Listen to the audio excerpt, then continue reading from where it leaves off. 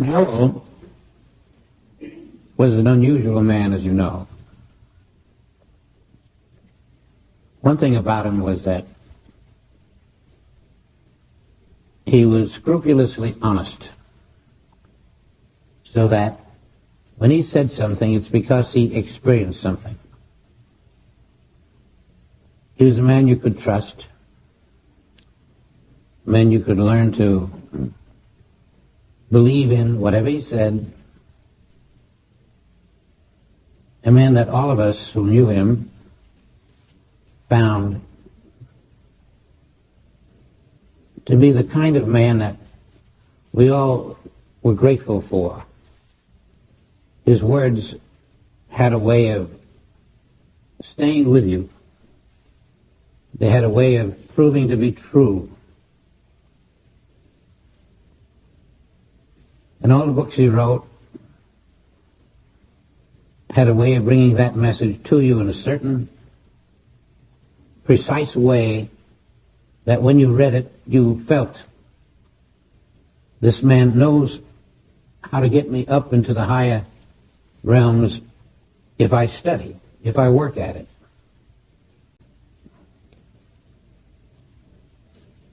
I was very grateful for his teaching. It got me away from the human consciousness, partly.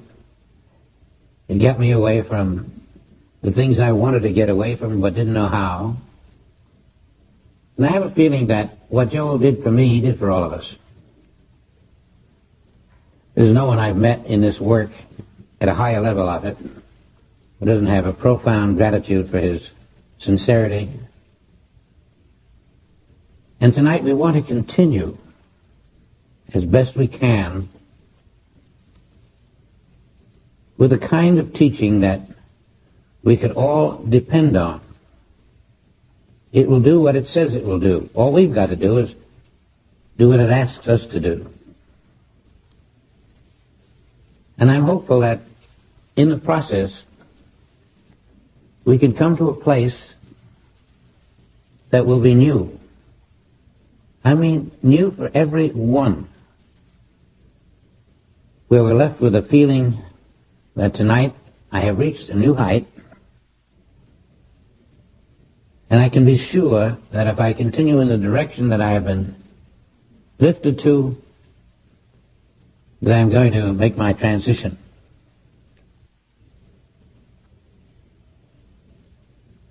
This is the kind of class where we have nothing to hold back. Nothing. We're going to try for the 5th and the 6th and the 7th realms. We're going to lose our humanhood, or try. We're going to become more positive in our spiritual approach to living. We may be a little out of step with the herd, the human being who walks in a material form. But I want tonight to make an effort to do what we haven't done, to achieve what we haven't achieved. Let's look at man's problem as he stands where he stands today, and our own problem as we stand where we stand today. We are looking at people who are unaware or who are aware. Presumably, most of us have a certain degree of awareness, which means that we know that the material world has to go. We have a certain awareness which tells us that I am spirit, and even though my neighbor thinks he's matter, I know he's spirit, and that I live in a spiritual universe. I think all of us are aware of the fact that we live in a spiritual universe. There's one big difference. It's enough to talk about it for some of us, and for the remainder, it's not enough to talk about it. You can be in a spiritual universe and know it, But if you're not practicing living in it, there's a great difference between the way you find the world, the way you face your neighbors, the way you go about your day.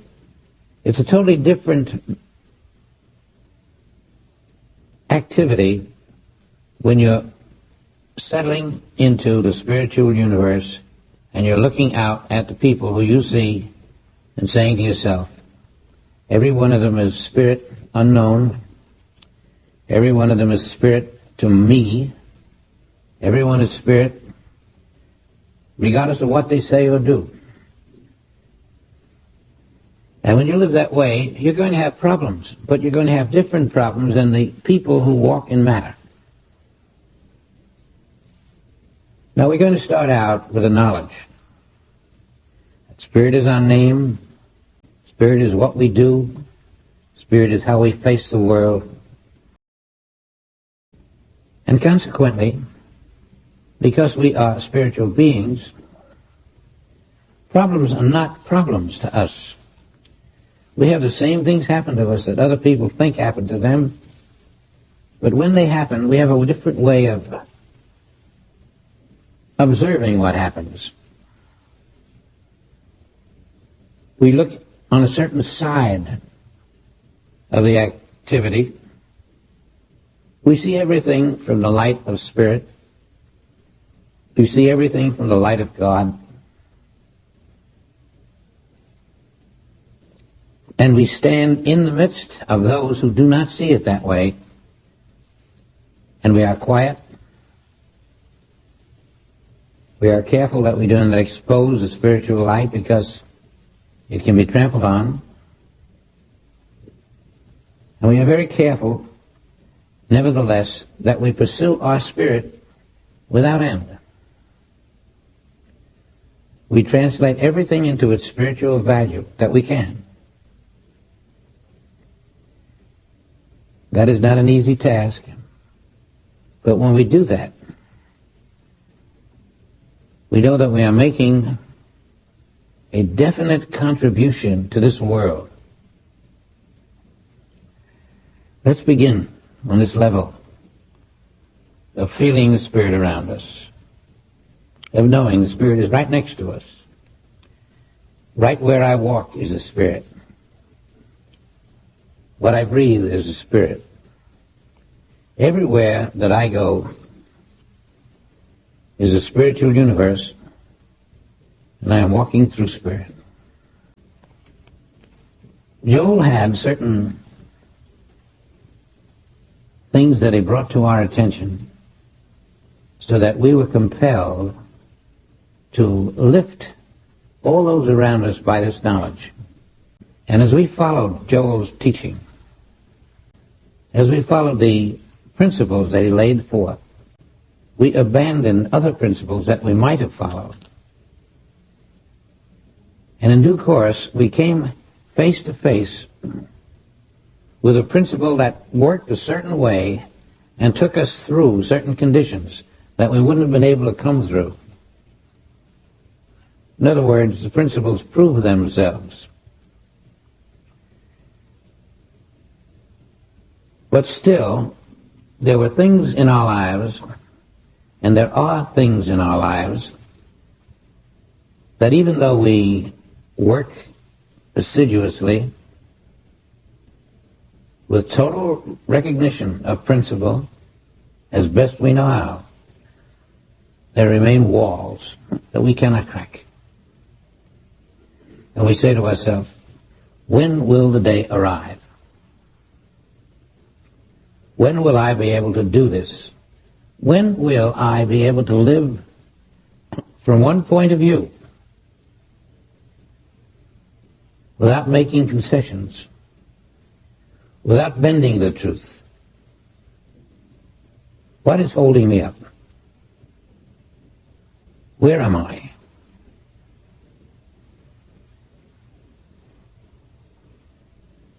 If you're asking yourself these questions,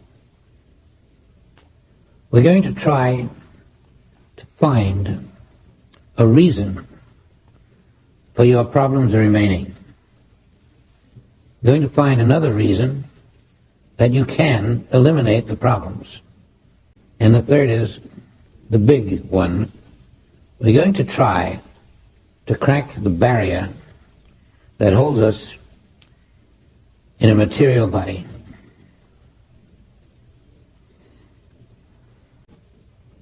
We have to do this because many of you have studied many years.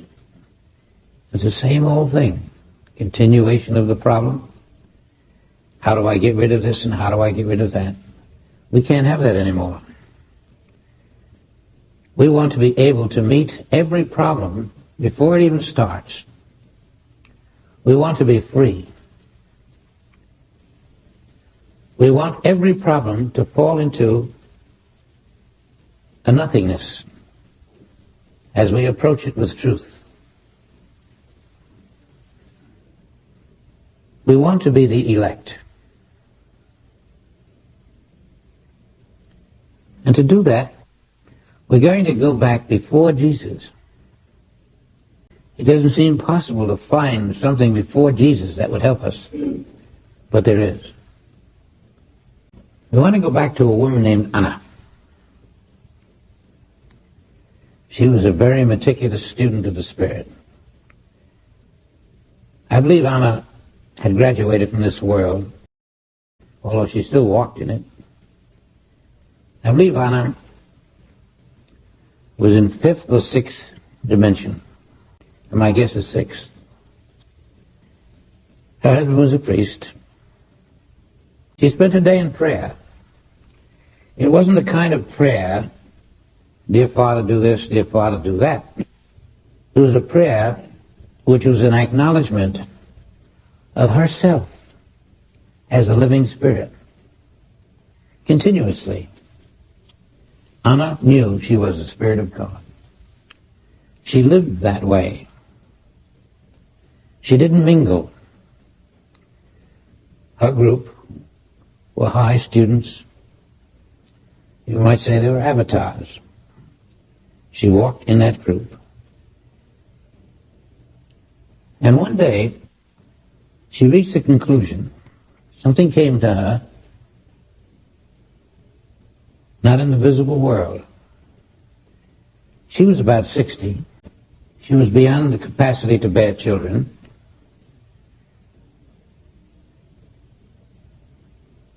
But when she took leave of her husband, he was indignant. He didn't know what was on her mind. She said to him, I'm going to go and disappear. I have some work to do. Well, he grumbled, of course. Didn't like being alone. But Anna took off.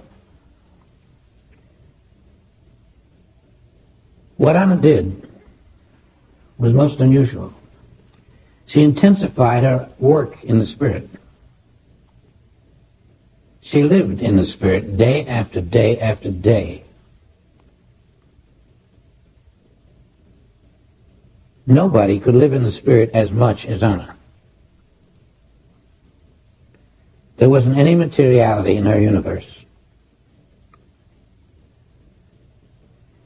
And after living that way for a period of time, Anna returned, and although she was 60, beyond giving birth, she had a child with her, a babe. Her husband looked at her. He didn't know what to think. He actually was perplexed. She says, this is our new daughter, and I have immaculately conceived her. He looked at her disbelieving. But it was his wife. He knew what she was. An honest woman. A dedicated woman. And Anna delivered a little girl. That's how Mary came into the world. It seemed impossible until Mary did it herself. At the age of 13, Mary, the daughter of Anna, conceived immaculately,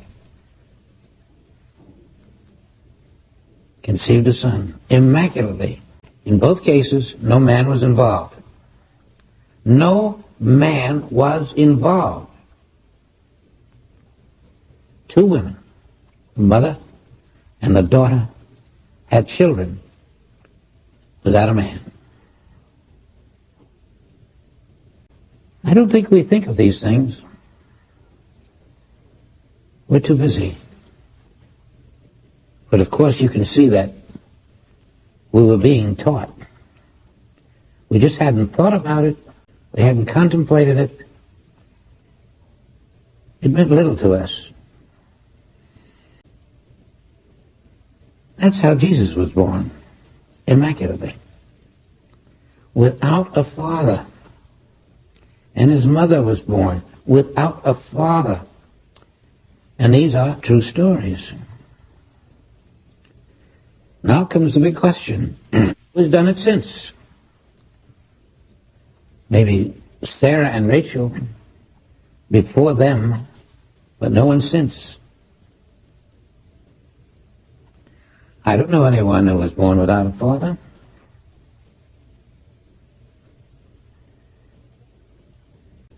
And yet, a man that we dedicate our lives for and to was born without a father. And we have never quite considered what that might mean for us and what we have to do to make our transition. And I assure you, when you consider this subject, you're sitting on the purpose of your life and the fulfillment of it. What was the meaning of being conceived immaculately without a father? And how are we going to find the kingdom of heaven until we are aware of what it means?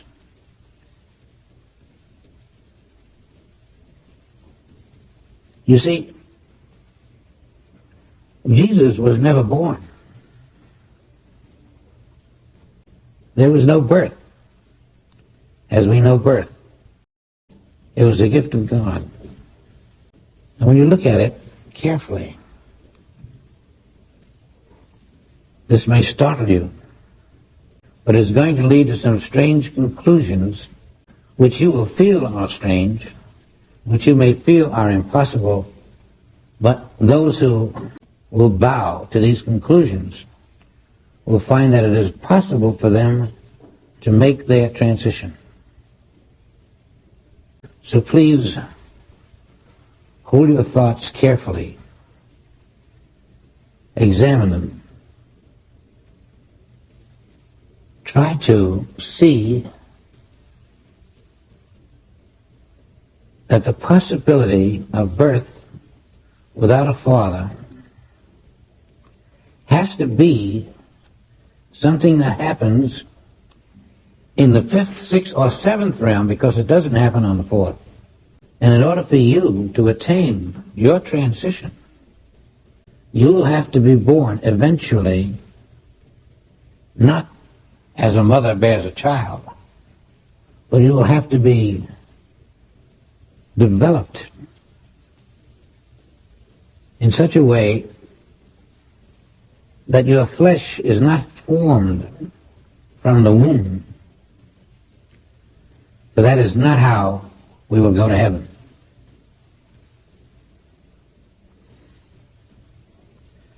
Our function is to make the fifth level,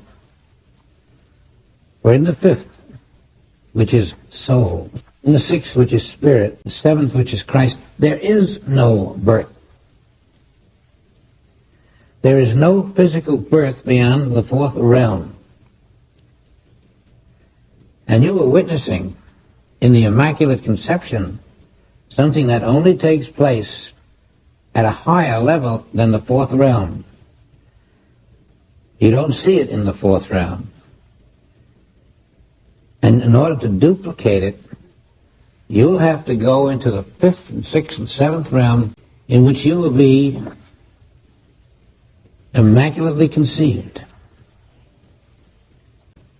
if we hold on to this truth, we can see something that is going to happen to us which will be quite different from what the world expects. You are looking at a level of consciousness called the world consciousness, which has to drop away. And you are looking at a level of consciousness which you may not even be able to reach from the fifth level. Because Jesus was the seventh level. And in the higher realms, we are not born into matter. We are not born of woman. As we dwell in consciousness, we will ultimately see that we already are formed of spirit in a higher realm, and that what we are here is going to drop away. We won't be born. We already exist. We already are. If you can accept that, you're on your way to finding that you are the living Spirit of God. And that's what we're going to do.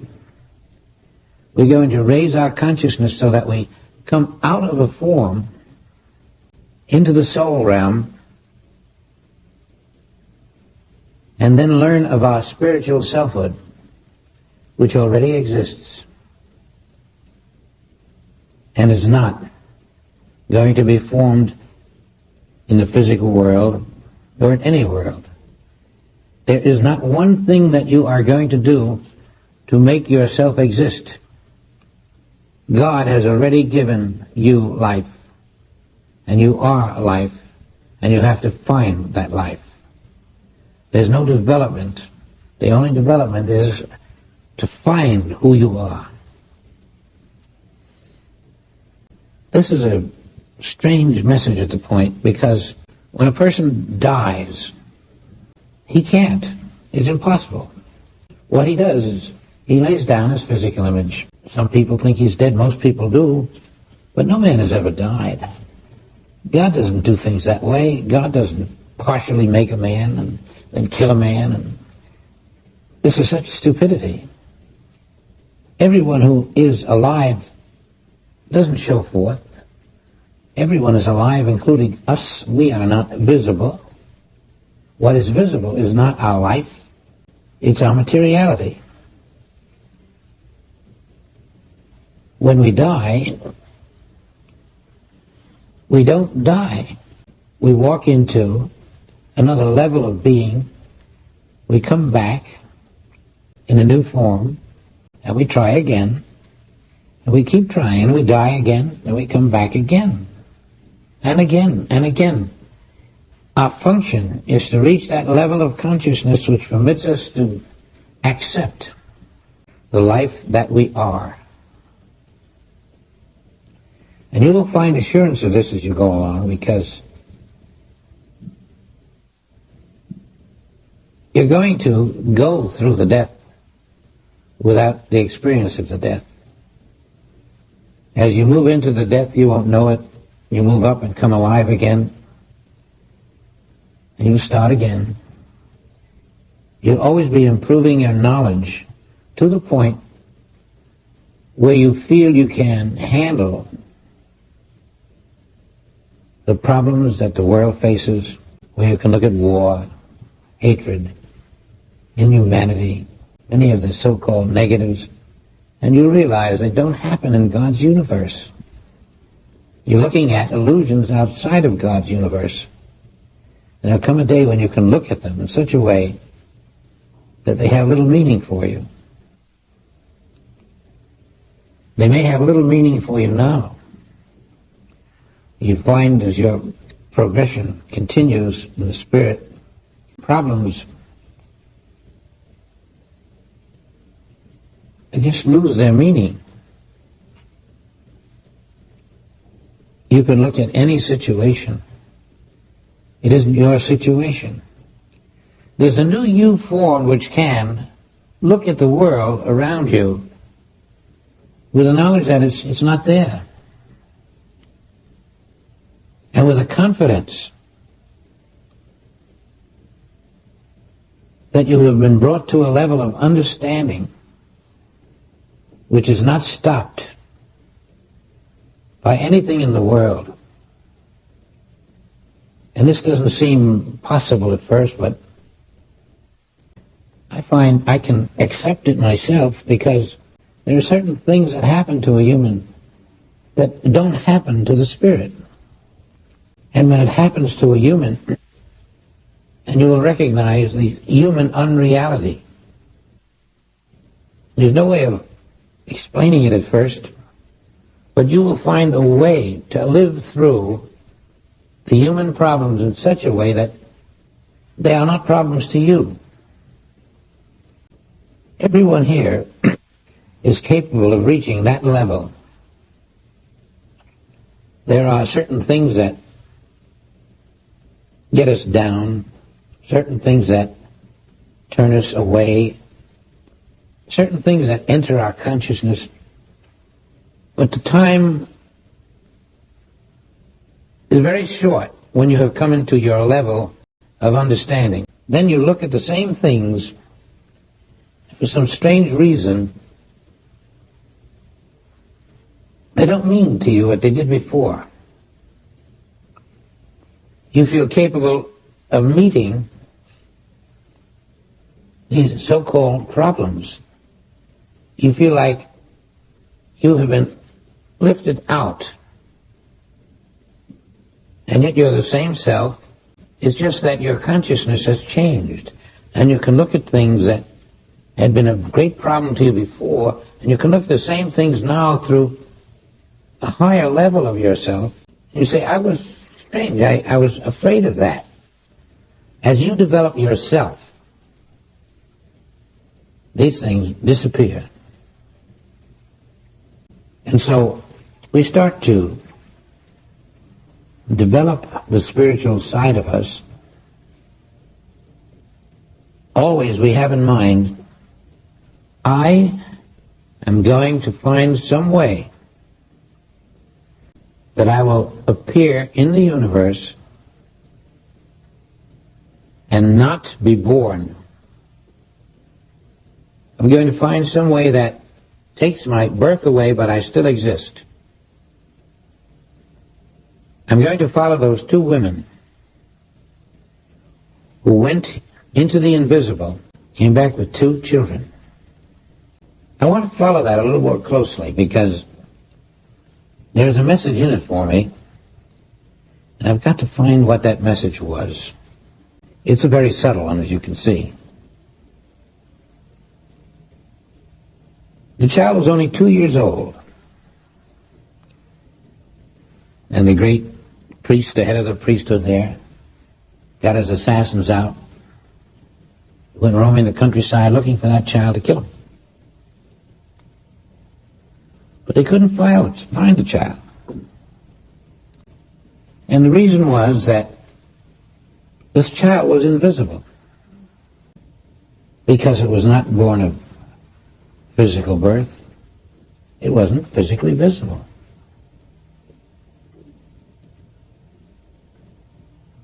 It's my opinion, too, that the mother was the same invisibility. But anyway, that's just my opinion. Well, this child was 6 years old. He was quite advanced. Now he was visible, because he was equipped to be visible or invisible. Later, he did such strange things. He'd disappear in a temple, disappear in a tomb. He'd go walking on water. You never saw the visible. You never saw the invisible. You saw this mirage. You called it Jesus. But Jesus was the invisible Christ. And the invisible Christ was doing all these things. There wasn't anything the invisible Christ couldn't do. And we are told that I and the Christ, I and the Father, are one. Is it possible that we are capable of the unusual things that were formed by Christ? How did he raise the dead?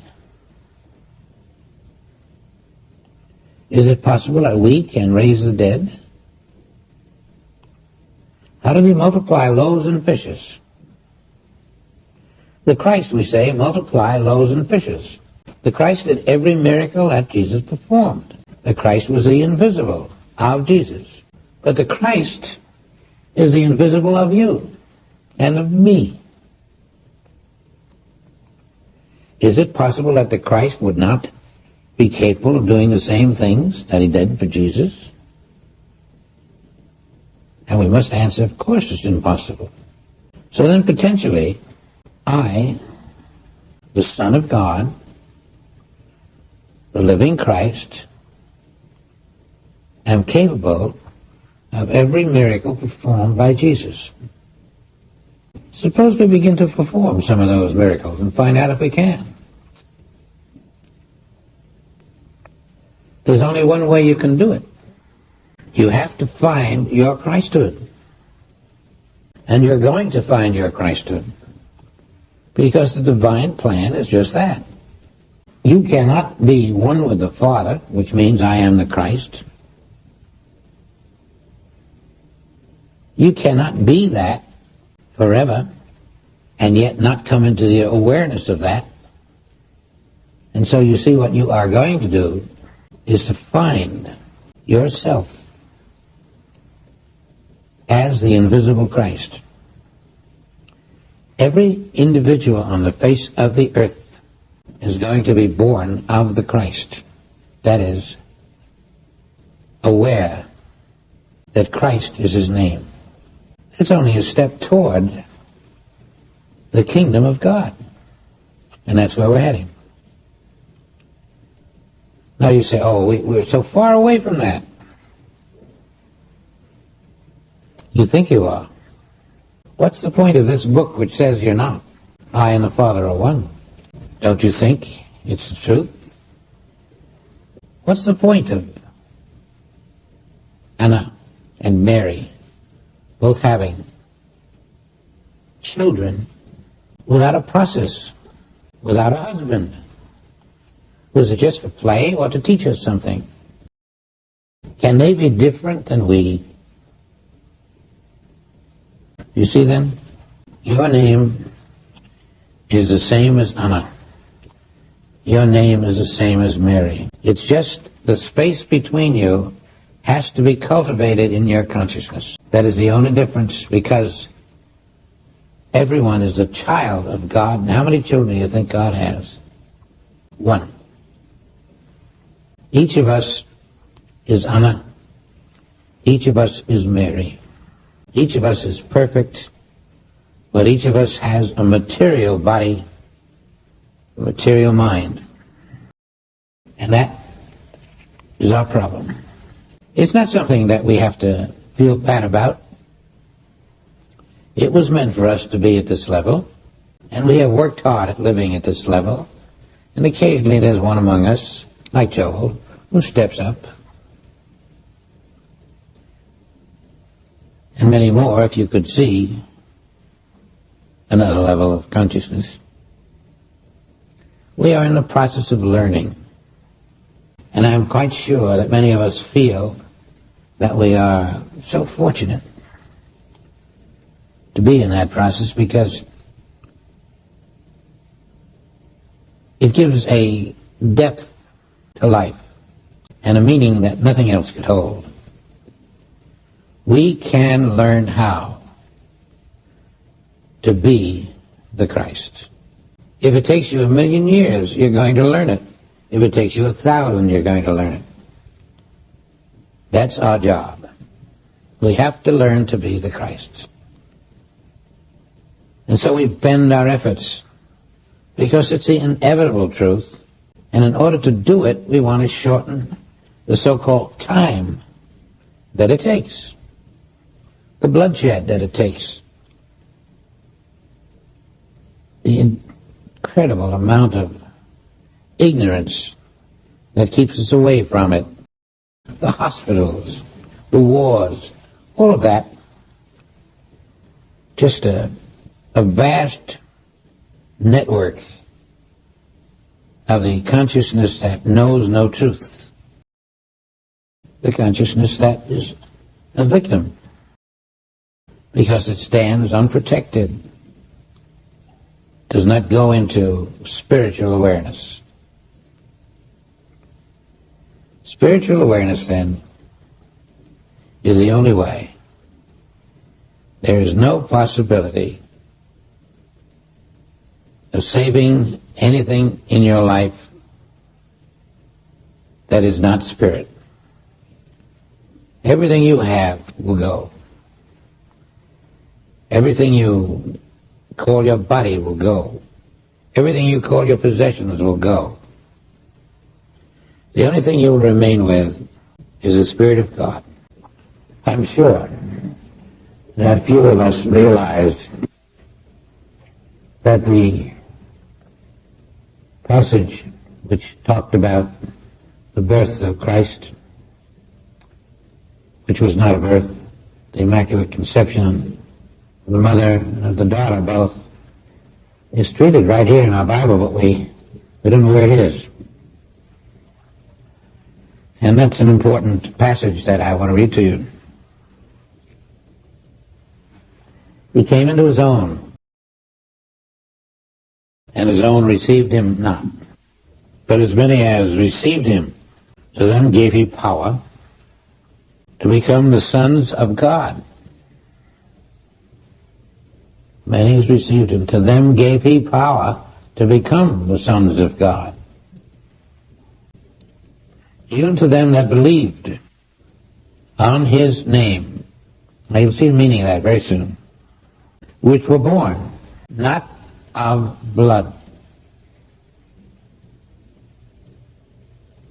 See how the Immaculate Conception was not being born of blood? That is the same kind of conception that is possible to those who receive him. But of the will of the, not of the will of the flesh, nor of the will of man, but of God. There, see how the Immaculate Conception then is birth of something which comes from the will of God? This is where you connect up to the Immaculate Conception. And that's John 12 to 15 or 14. Birth not from anything, not from blood, not from man, but not even from the will of people, but only from the will of God. And did it occur to you that that's how we were born? From the will of God. That's how we were born. So it wasn't a birth, you see. Each of us was immaculately conceived. We can't remember when, can we? We were not born. Because all the people who were born before us for thousands of years, where are they? They weren't immaculately conceived. But the truth is that each was immaculately conceived and is alive now and will always be. Immaculate Conception is the only way you can live in the kingdom of God. Now, did you ever think that was going to happen to you? It already has. You're not going to be immaculately conceived. You are. You are a result of the Immaculate Conception, but not your visible self. Your invisible self is immaculately conceived by God, is always alive, never dies, never has a problem, never has a disease, never is in any way handicapped, does not appear in the physical universe. And that's why we're going out of the physical universe into the reality of being, we will find our immaculately conceived self.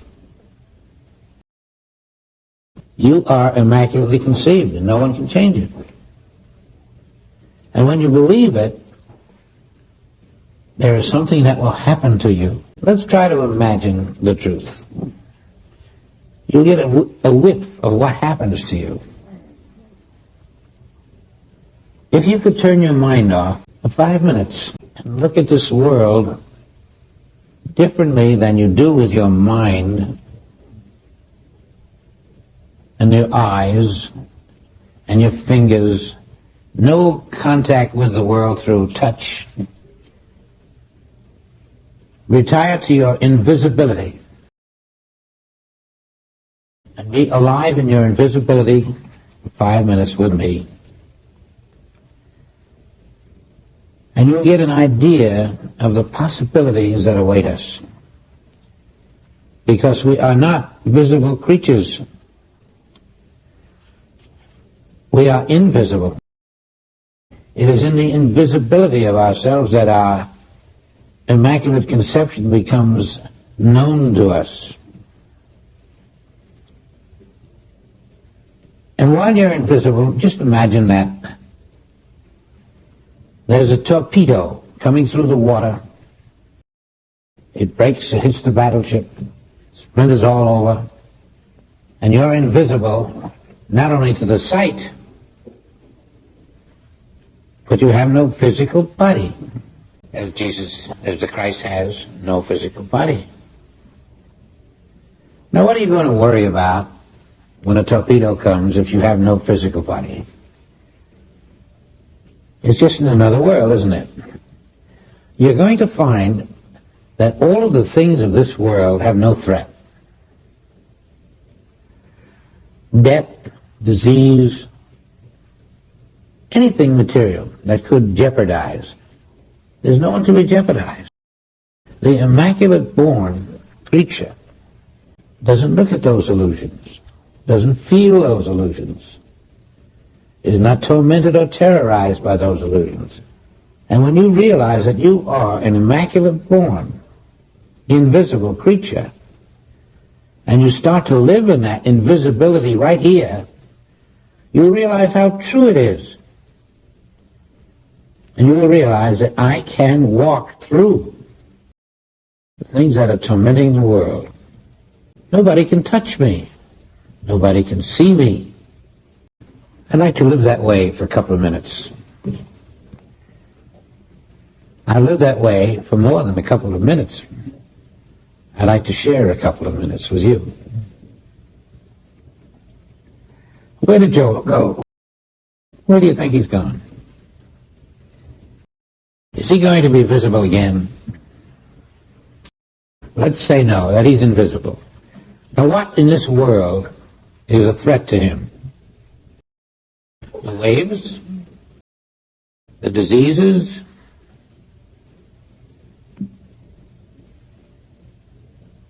What can hurt him? Automobiles speeding down the highway?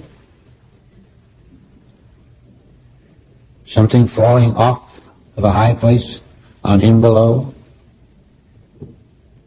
See, there's nothing can hurt Joe from the physical world. And yet we know he's alive.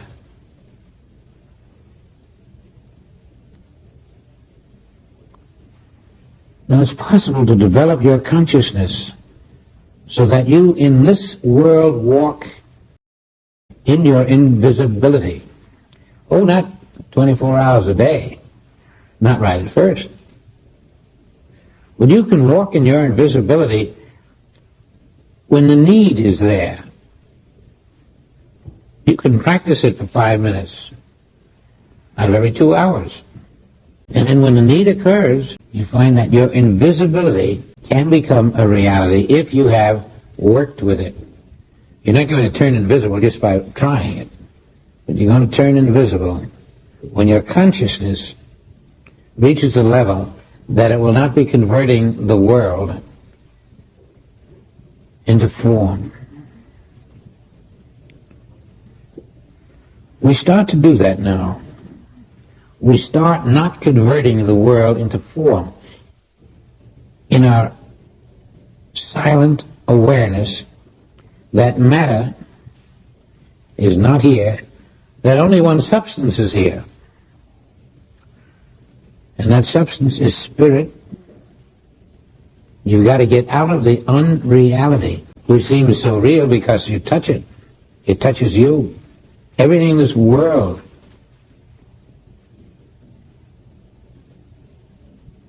is an unreality. Now, if we don't practice being in our invisible self, there's nothing anyone's going to do for you that's going to be valuable or close to admitting the truth to your consciousness. We have to practice I am invisible. And at first it'll be, oh, you're kidding. But you're going to find the day comes when suddenly it strikes you, I'm not pretending that I'm invisible. Suddenly I realize that I really am. I thought it was a game up to that point. I say I'm invisible. Then I go and say it again. I don't realize that I am invisible now. And in one of these little games that you play, something's going to happen, and you're going to discover, to your amazement, that you have been saying the truth. Suddenly something is not going to hit you that should have hit you. You're going to say, well, how did that happen? There's only one answer for it. You weren't there to be hit. And you really were invisible. But you see, you're in the consciousness that makes form out of everything. You're in the consciousness that sees and touches and feels. What happens when 40 years later they lay us down in the grave? Then we feel nothing. We see nothing.